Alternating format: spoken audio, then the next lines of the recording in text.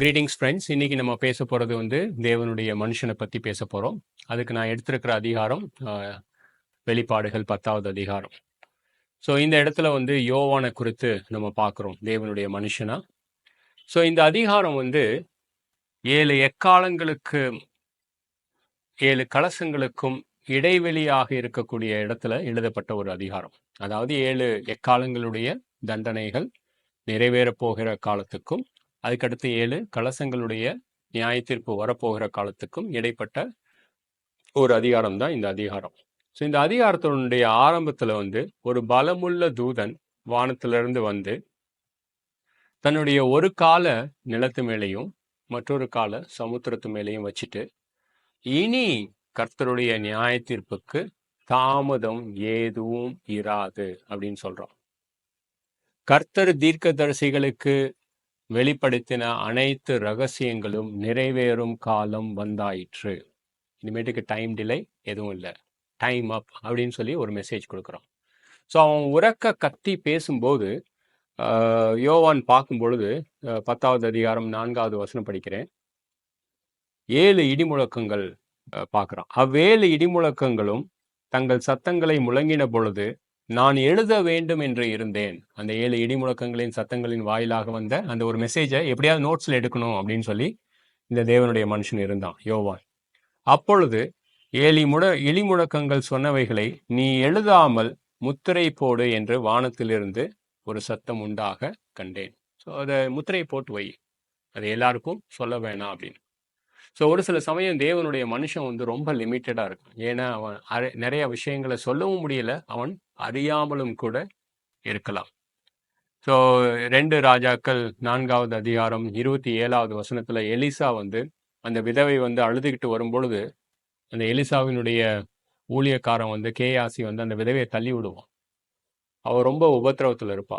அப்ப எலிசா சொல்லுவாரு, ஸோ இந்த விதவை தள்ளி விடாத, அவ மிகுந்த உபத்திரவத்தில் இருக்கிறா, அவ என்ன கோத்ரூ பண்றான்றத கர்த்தர் எனக்கு சொல்லவே இல்லை. அந்த மாதிரி லிமிட்டட், அதாவது சகலத்தையும் அறிந்தவன் அல்ல தேவனுடைய மனுஷன். ஸோ இந்த பலமான இந்த தேவதூதன் நின்றுட்டு இருக்கும் பொழுது அவனுடைய கையில ஒரு திறந்த புத்தகம் இருக்கும். கர்த்தர் யோவான் கிட்ட சொல்லுவாரு, அந்த புஸ்தகத்தை போய் வாங்கு அப்படின்னு சொல்லுவாரு. ஸோ யோவான் அந்த புஸ்தகத்தை வாங்க போகும் பொழுது என்ன நடக்குதுன்னு பாருங்க. இது 10வது அதிகாரம் 10வது வசனம். நான் அந்த சிறு புஸ்தகத்தை தூதனுடைய கையிலிருந்து வாங்கச் சென்றேன். அப்பொழுது அவன் 9வது வசனத்துல இதை வாங்கி நீ புசி என்றான். இது உன் வயிற்றுக்கு கசப்பாய் இருக்கும், ஆகிலும் உன் வாய்க்கு இது தேனை போல மதுரமாய் இருக்கும் என்றான். நான் அந்த சிறு புஸ்தகத்தை தூதனுடைய கையிலிருந்து வாங்கி அதை புசித்தேன். அது என் வாய்க்கு தேனை போல மதுரமாய் இருந்தது. அதை புசித்த உடனே என் வயிறு கசப்பாயிற்று. அப்பொழுது அவன் என்னை நோக்கி, நீ மறுபடியும் அநேக ஜனங்களையும் ஜாதிகளையும் பாஷைக்காரர்களையும் ராஜாக்களை குறித்தும் தீர்க்க தரிசனம் சொல்ல வேண்டும் என்றான். இப்ப இந்த இடத்துல யோவான் தீர்க்க தரிசனம் சொல்வதற்காக அழைக்கப்பட்டிருக்கான். ஒரு இடத்துல நீ நோட்ஸ் எடுக்காத, எதுவும் சொல்லாத, முத்திரை போடு அப்படின்றார் கடவுள். இந்த இடத்துல இதை நீனு தீர்க்க தரிசனமா சொல்லுன்றாரு. அதன் நிமித்தமாக வந்த புஸ்தகம் தான் வெளிப்பாடுகள் புஸ்தகம். ஸோ தேவனுடைய மனுஷன் பிரசங்கிக்கும் பொழுது அந்த புஸ்தகத்தை வாங்கி புசித்தவனாக இருக்க வேண்டும்.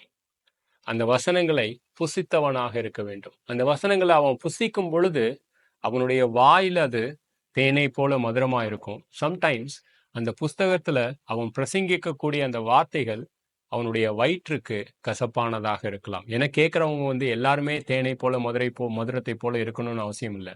அது அவங்களுக்கு கேட்க முடியாத வகையிலும் கூட இருக்கலாம். ஸோ இம்மாதிரியான மனுஷன் தான் தேவனுடைய மனுஷன். நான் ஒரு கோட் படித்தேன், நான் அது ரொம்ப இன்ட்ரெஸ்டிங்காக இருந்தது. ஸோ அதை சொல்லிட்டு முடிச்சிடலான்னு நான் பார்க்குறேன். நான் தேவனுடைய மனுஷன் ஏதாவது ஒன்றை பிரசங்கிக்க வேண்டும் என்ற நிலையில் இருக்கக்கூடாது.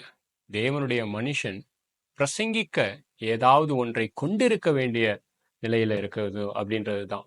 ரொம்ப லிமிட்டட் தேவனுடைய மனுஷன். அதே சமயத்துல இந்த புஸ்தகத்தை புசித்தவனாகவும் பிரசங்கிக்க கூடியவனாகவும் இருக்கக்கூடியது தான் தேவனுடைய மனுஷன். Thank you so much.